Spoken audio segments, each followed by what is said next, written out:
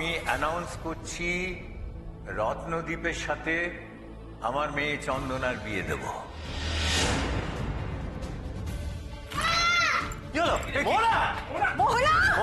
যদি ও তোকে ভালোবাসতো তাহলে জেঠুর এই সিদ্ধান্ত ও তো চুপ করে সহ্য করতো না।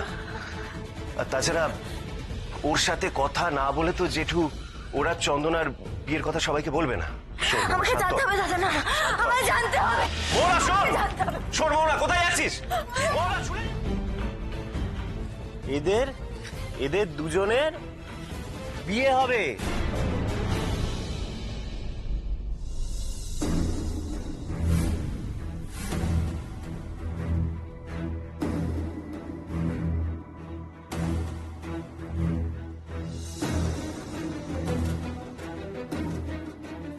আমলকি এমন করছে কেন? আমলকি কি হয়েছে দেখি? এ তো রত্নদ্বীপ, কিছু বুঝতে পারলি?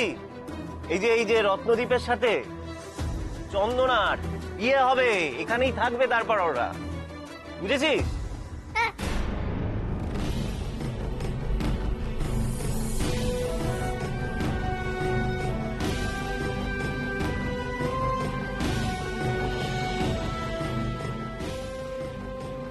আমলকি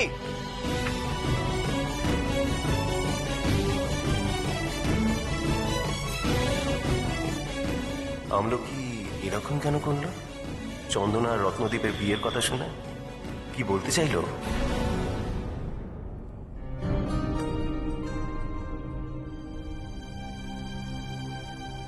এখন কেমন লাগছে রে মা?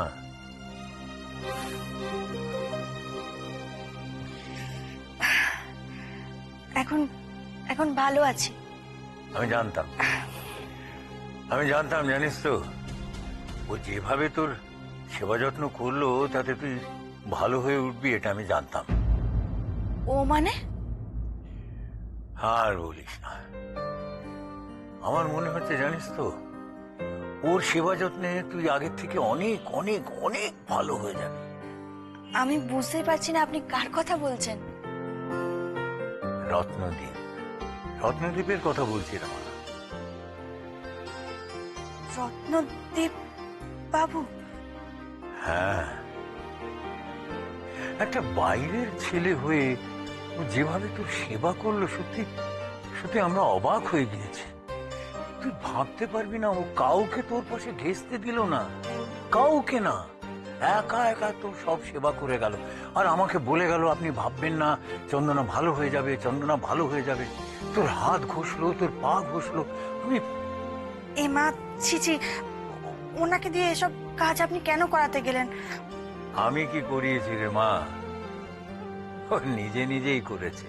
আর শুধু তাই নয় রে মা, ও সারা জীবনের মতো তোর সেবা যত্ন করার ভার নেবে, আমায় কথা দিয়েছে। কি?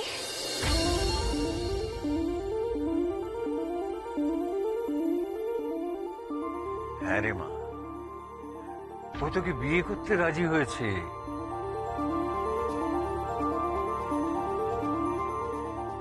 এবার একটা ভালো দিন দেখে তোকে 4 হাত এক করে দিতে পারলে না, আমি নিশ্চিন্ত হই মা। তবে কি বলবো, ওকে দেখার পর না আমি আর লোভ সামলাতে পারিনি, তাই তোর অনুমতি না নিয়ে আমি কথা দিয়ে ফেলেছি। আমি একজনকে কথা দিয়েছিলাম যে আমলকিকে আমি তার কোলে ফিরিয়ে দেবো। শুধু সেই কথাটাই রেখেছি। বল না একটা কিছু বল, আমি যাতে নিশ্চিন্তে বিয়ের সব ব্যবস্থা করতে পারি। সে আপনি যা ভালো বুঝবেন তাই করুন।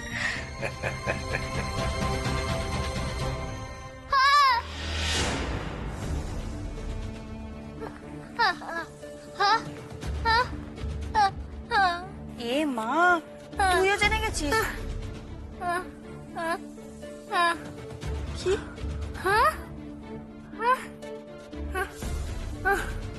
তুই কি বলছিস? আমি কিচ্ছু বুঝে উঠতে পারছি না।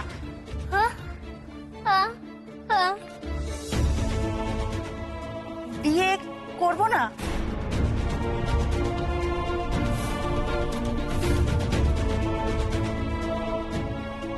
আশ্চর্য তো, আমলকি না কেন বলছে বিয়েতে? ও, তাহলেও চন্দনার আগের বরের কথা ভেবে চন্দনাকে বিয়ে করতে মানা করছে। হ্যাঁ, গ্রামেই তো থাকতো, চন্দনার আগের বরকে চেনেও। আমলকি, আয় তো, আয় আয় আয়, চন্দনার এখন বিশ্রাম দরকার। চল চল এখান থেকে, আয় আয় আয় আয়। না দাঁড়ান দাঁড়ান, তোর এখন বিশ্রাম দরকার, তুই রেস্ট নে। আমার আয়। এটাও জানার দরকার ও আমাকে বিয়ে করতে কেন মানা করলো। ওরে বাবা, সেসব কথা পরে জানা যাবে, বোঝা যাবে, এখন ছেড়ে দাও। আমলকি, ছেড়ে দে, ছেড়ে দে। আমাকে বল না, বল না আমাকে, ছেড়ে দে ওকে। কেন মানা করছিস বিয়ে করতে, বল না। আমি চাই না এখন তোর মাথায় আবার চাপ পড়ুক, বুঝলি? চল চল। হ্যাঁ হ্যাঁ। কি মারার কথা বলছে আমলকি? চন্দনার বর ওকে মারতো তো, সেই ভেবেই আমলকি বিয়েতে ভয় পাচ্ছে। আরে না রে না, মারবে না। চন্দনার বর চন্দনাকে মারবে না, ও খুব ভালো, চন্দনা খুব ভালো থাকবে। আয় আয় আয় না, আয়, এরম করছিস কেন? আয়। আচ্ছা ঠিক আছে ঠিক আছে, চল চল চল, নিচে গিয়ে আমি তোর সব কথা শুনি। আয় আয় আয়। এক মিনিট প্লিজ প্লিজ, এক মিনিট দাঁড়ান। আমি আমি ওর সাথে একবার কথা বলতে চাই। আমি জানতে চাই যে ও আমার বিয়ের কথা শোনার পর থেকে এত কেন ভয় পাচ্ছে। আমাকে একবার কথা বলতে দিন না। আচ্ছা চন্দনা, সত্যি ওর ওর কথা তুই কেন শুনছিস? সেইটুকু একটা বাচ্চা মেয়ের কথায় গুরুত্ব দেওয়ার কোনো মানে হয়?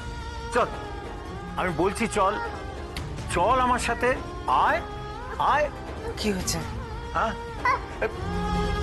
আমলকি, আমলকি, আমাকে আমাকে একটু ভালো করে বোঝা না, আমি কিছু বুঝে উঠতে পারছি না। তুই কি বলছিস তুই?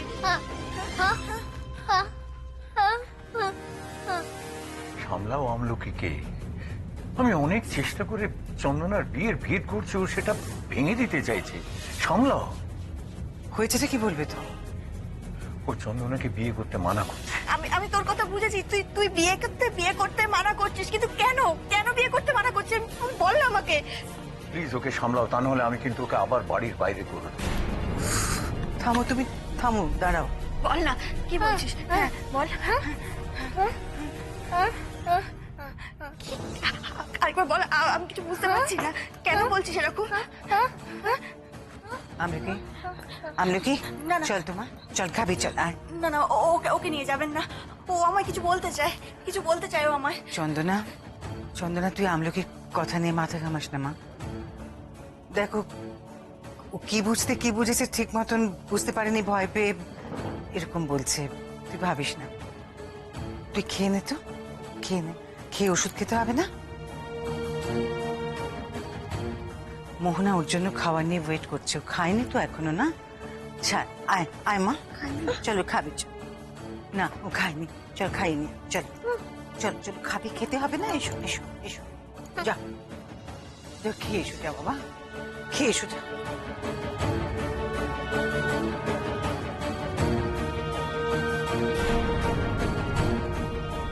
এতে মা, তুই খেয়ে নে। ও আমায় কি বলতে চাইছিল? বললাম না কিচ্ছু না, তুই খেয়ে নে তো।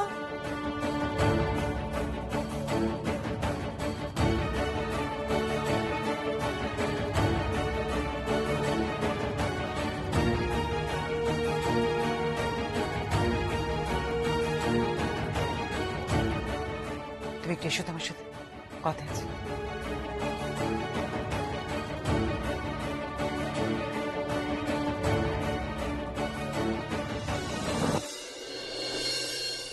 এসো আমার সাথে। আরে কি ব্যাপার বলবে তো, এ ঘরে কেন ডেকে নিয়ে এলে? তোমার সাথে আমার কথা আছে, যেটা চন্দনার সামনে বলা যেত না। বিয়ের ব্যাপারে কথা তো, আরে সে তো চন্দনার সামনেই বলা যেত, কারণ আমি তো চন্দনাকে সব জানিয়ে দিয়েছি।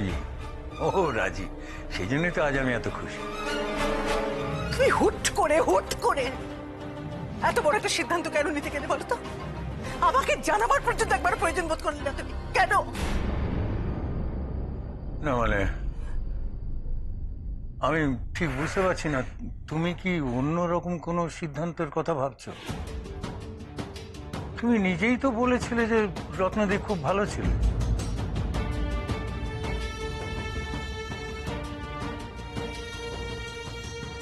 কি করে বোঝাই আমি তোমাকে?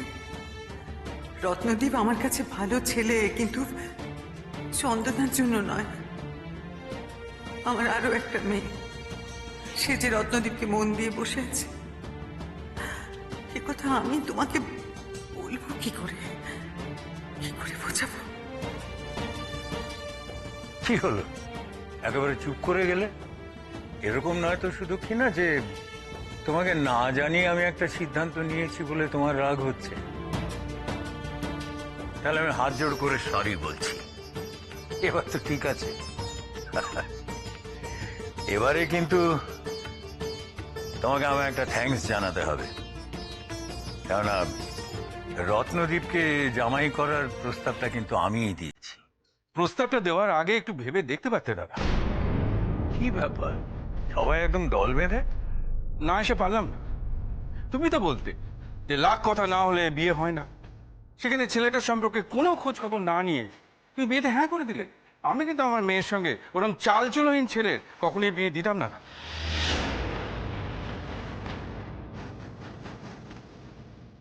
এ তো তোর মেয়ের হচ্ছে না বাবু, এ তো আমার মেয়ের হচ্ছে, চন্দনা।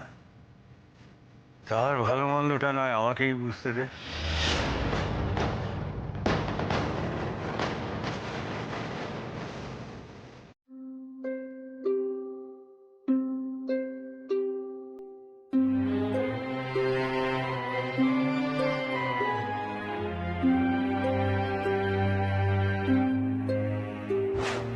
কন্যা হাসির দোলায় দোলে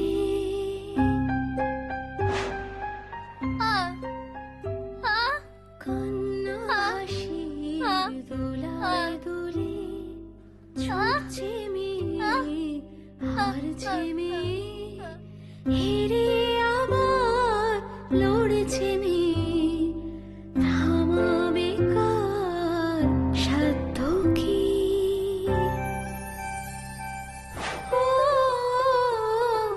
আমলকি আমলকি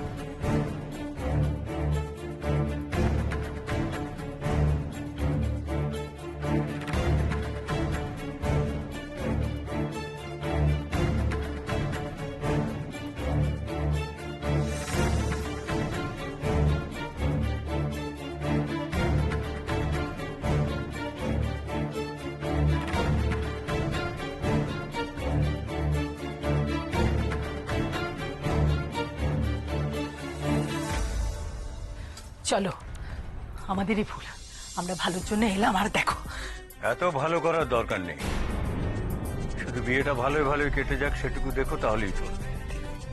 বড় মামা, আমরা না হয় মেনে নিলাম যে ছেলেটা ভালো, খুব ভালো ছেলে, কিন্তু তবুও তো একটা প্রশ্ন থেকেই যায়। এমন একবার ভেবে দেখুন, চন্দনার বিয়ে চলছে, চন্দনার 7 পাক ঘুরছে, ঠিক সেই সময় চন্দনার আগের পক্ষের বর এসে হাজির হবে, তখন কি হবে? আমাদের মান সম্মান তো যাবেই, ছেড়ে দিন, কিন্তু চন্দনার অবস্থা তখন আরো খারাপ হবে বড় মামা। আসবে না,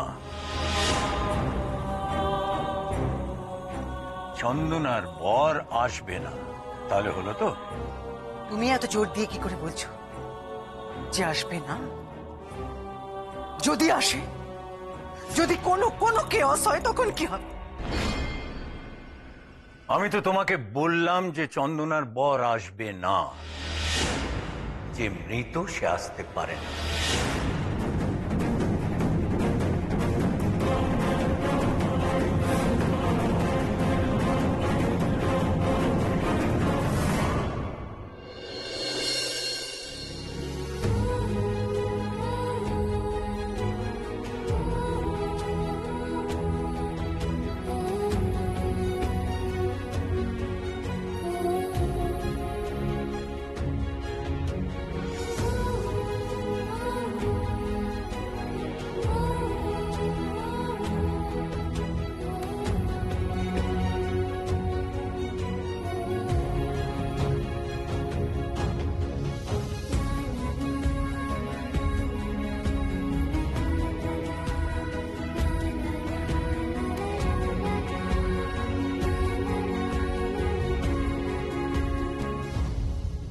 চিনি হ্যাঁ, এই কথা তুমি জানলে কার কাছে? শুধু কিনা তোমার কোনো প্রশ্ন করার থাকলে আমাকে আলাদা ডেকে প্রশ্ন করতে পারো, সকলের সামনে নয়। কেন এখানে বলতে আপত্তি কিসের তোমার? কারণ আমি এত উত্তর দিতে বাধ্য নই। জানতে চাইছো যখন, তখন বলি। আমাকে রত্নদীপ বলেছে যে ছেলেটি বেঁচে নেই।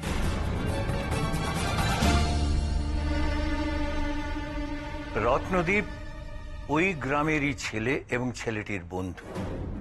এবারে শান্তি হয়েছে? আশা করি আর কোনো প্রশ্নের উত্তর দিতে হবে না আমাকে। এবার আমি সবাইকে হাত জোড় করে বলছি, আমার মেয়েটাকে আমি একটু সুখী দেখতে চাইছি, দয়া করে তাতে বাধা দিও না। কিন্তু বড় মামা, রত্নদীপ যে সত্যি কথা বলছে তারই বা প্রমাণ কি? আপনি কি তাকে পুরোপুরি চেনেন? তোমার এত গায়ে জ্বালা কেন ধরছে সুভাষ, বলো তো? তোমার আর কোনো চালাকি কাজে লাগবে না, সেই জন্য তোমার সব চেষ্টা জলে গেল, সে কথা ভেবে হাত কামড়াচ্ছ, তাই তো?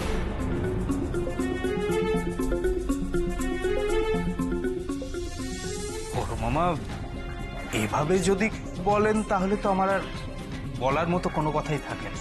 কিছু বলার তো থাকেই না, অন্তত পক্ষে তোমার। আমরা কি কিছু বলতে পারি জেঠু? দেখুন জেঠু, রত্নদ্বীপের এ বাড়িতে আসা নিয়ে আমাদের তো হাত কামড়ানোর কিছু নেই। আমাদের সবার চোখে যেটা লেগেছে আমরা সেটাই বলবো। মানে অনুষ্ঠানের আগে অবধিও জানতাম যে মানে রত্নদ্বীপ আর মোহনার মেলামেশা, মানে বুঝতেই পারছেন। আর হঠাৎ করে চন্দনার সঙ্গে বিয়ে, মানে আপনার মাঝখান থেকে দুই বোনের মধ্যে নাহানি ছোবানি। বৈশাখী,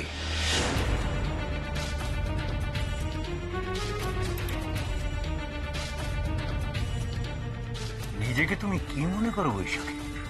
তোমাকে পুলিশ আমলকিকে কিডন্যাপ করার অভিযোগে যদি ধরে নিয়ে যেত তাহলে বোধহয় খুব ভালো হতো, তাই না?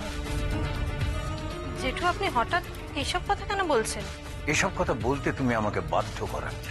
তুমি ভুলে যাচ্ছ যে ওই রত্নদ্বীপই মিথ্যে কথা বলে তোমাকে পুলিশের হাত থেকে বাঁচিয়েছে। আর এখন তুমি সেই রত্নদ্বীপের চরিত্র নিয়ে কথা বলছো। তোমার লজ্জা করে না? বাবলু, বাবলু, আমি অনেকবার তোকে বলেছি, আবার বলছি, তোর এই বৌমাকে তুই সামলা। শুধু শুধু যেন বাড়িতে অশান্তি না বাঁধায়। হ্যাঁ, আর কোনো কারণেই যেন মোহনার নাম এখানে না আসে, তাহলে আমার থেকে খারাপ কেউ হবে না। অনেক হয়েছে, এবারে শুধু না, অনেক হয়নি। অনেক যাতে না হয় সেই জন্য ওদেরকে সাবধান করে দিয়ে গেলাম।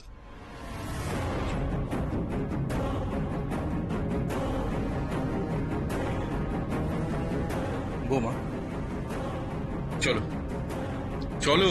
বাবা, আমি নন্দিতা, বৌমাকে নিয়ে চলো। দাদা কি বললো তার মানে বুঝলে না? চলে এসো বৈশাখী, এসো। আমি ভুলটা কি বলেছি? বৌমা, দাদার পাঠা লেজে কাটুক আর মাথায় আমাদের কি আসে যায়? চলো চলো চলো, আর ঝামেলা বাড়ি না, চলো।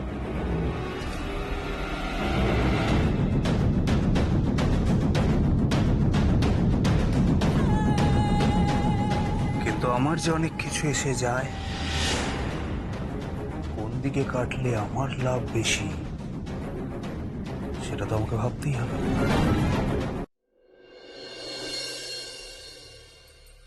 রত্নদীপ, রত্নদীপ, রত্নদীপ, রত্নদীপ। কি হয়েছে মা? ঠাকুরমশাই, আপনি রত্নদীপকে দেখেছেন? কে রক্ত? রত্নদীপ, আপনি ওকে চেনেন ঠাকুরমশাই? লম্বা করে, সুঠাম চেহারা, আপনি চিনতে পারছেন না?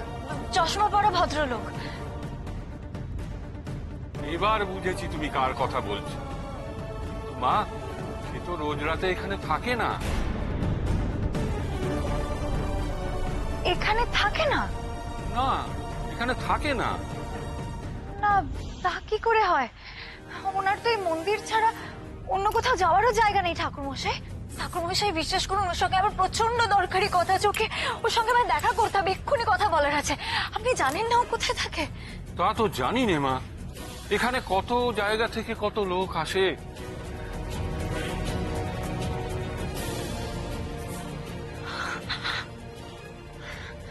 এখন আমি কি করব? ওকে আমি কোথায় খুঁজবো?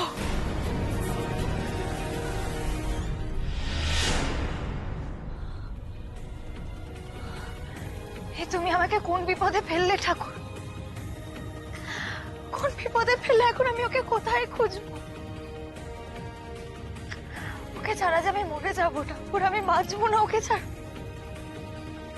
এই কথাগুলোকে যে আমায় বলতেই হবে, ওকে যেভাবে হোক এই কথাগুলো আমাকে বলতেই হবে ঠাকুর, বলতেই হবে।